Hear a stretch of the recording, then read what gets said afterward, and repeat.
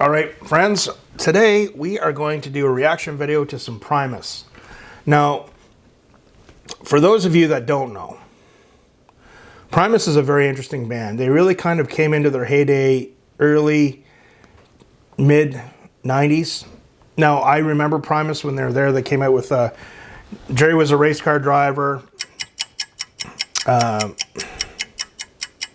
was that song with the cat again? Trying to, you know, when you get old and you're trying to remember these song titles, eh? But My Name is Mud.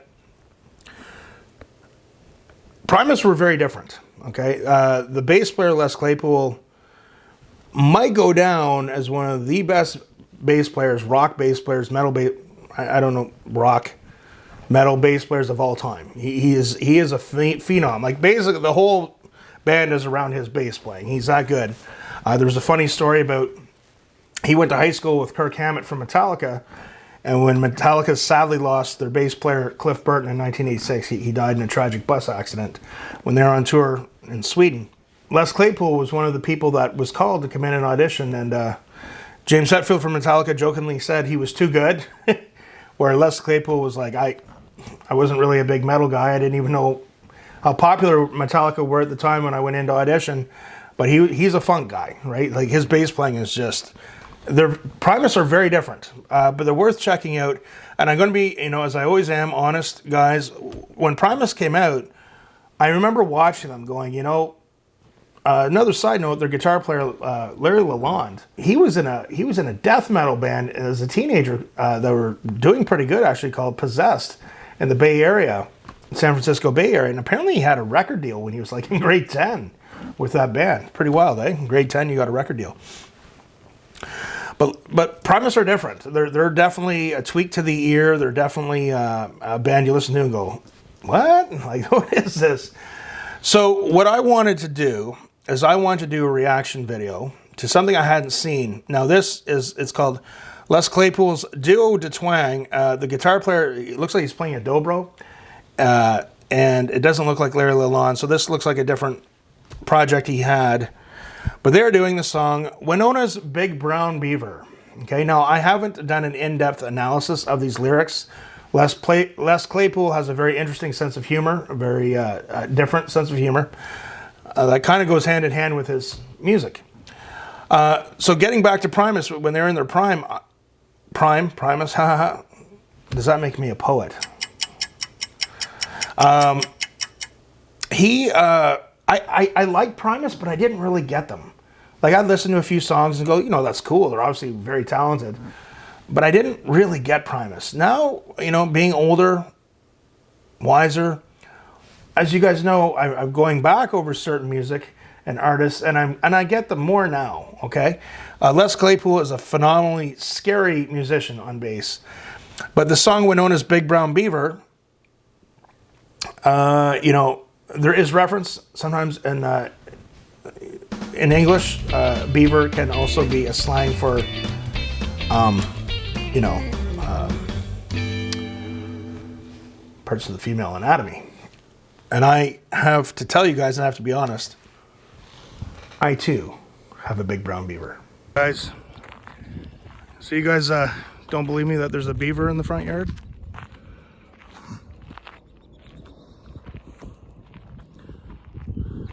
Here, bud.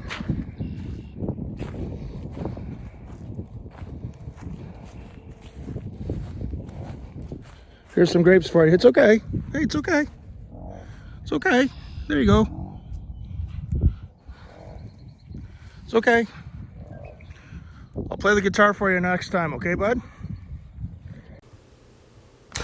Anyway, Wynona's Big Brown Beaver with Les Claypool, Duo de Twang, but originally it's a song by Primus. Let's check it out. Yes, here we go.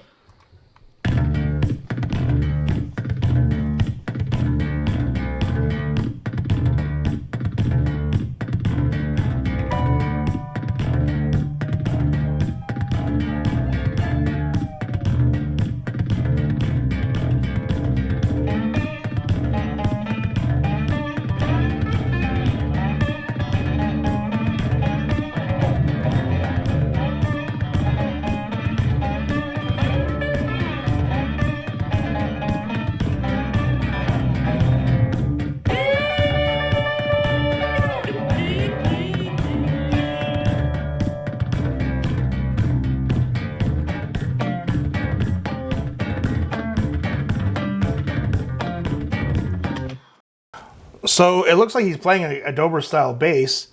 This dobro guitar player that's with him, I'm not sure of his name. It's definitely not Larry Lalonde.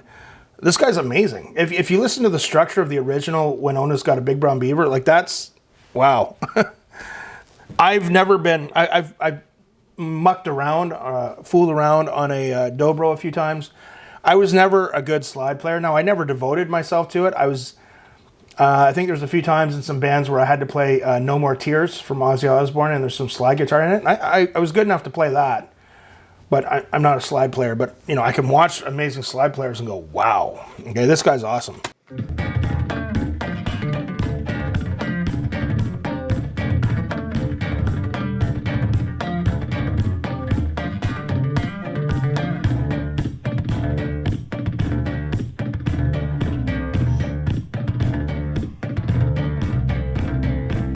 Got herself a big brown beaver and shows off to all her friends. One day you know that beaver tried to leave her, so she came up with cyclone fans. Along came Lou with the old baboons, they recognize that smell. Smells like 7 layers. Well, that beaver ain't Taco Bell.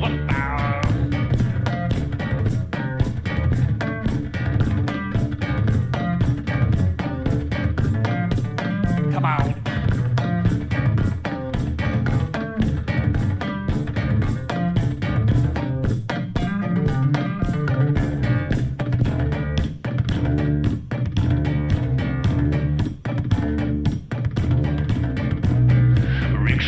Out of New Orleans and he traveled with the carnival shows. Ran bumper cars, some cheap cigars, and it candied right up his nose.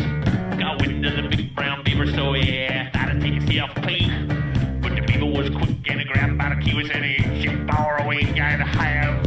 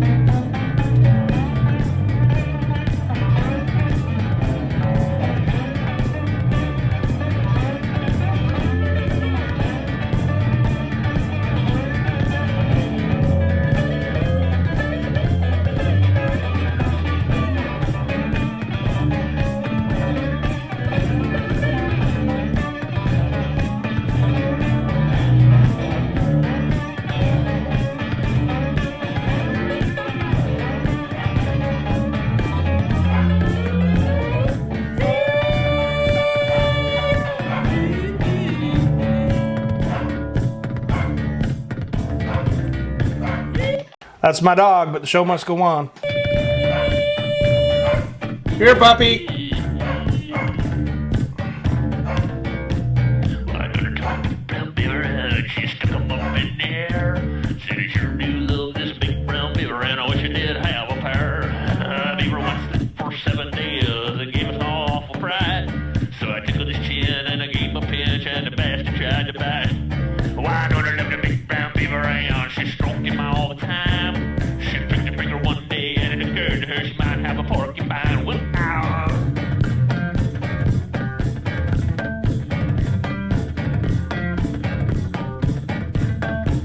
come on.